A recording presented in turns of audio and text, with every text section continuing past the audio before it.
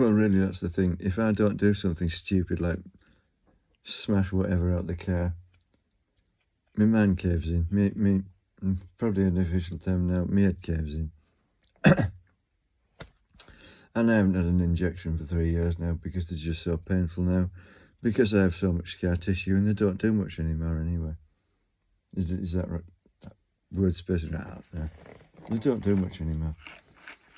And actually I would have been completely mental by now, but I think actually most of my relapses were caused by long walks or bike rides and alcohol, which caused anxiety, which was diagnosed as the mental illness that I never had anyway. It was a bump on the head, as far as I'm concerned.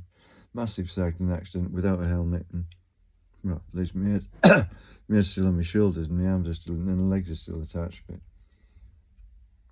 now I have so much scar tissue from at least 30 years of injections that it's just not worth the pain because it doesn't do anything.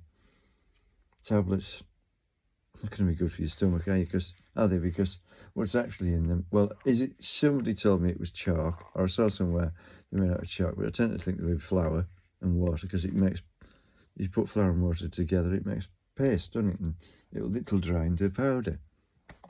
But yeah, what's actually in the tablets? That's what bothers me. Because they were continuously monitoring my liver and kidneys for the injections.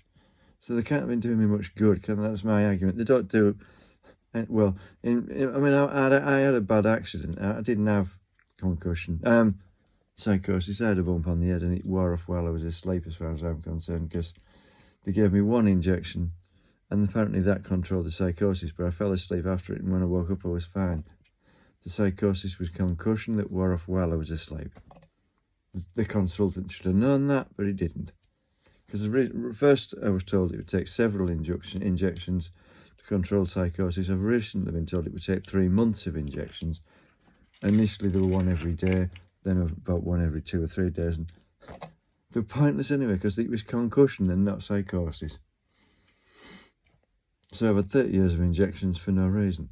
And it hurts, and I'm not going for them anymore, because I don't need them. If I have a decent walk or a bike ride every now and then, it keeps me right. There's no need for them. And how much does that cost? There's all the consultations with the psychiatrist.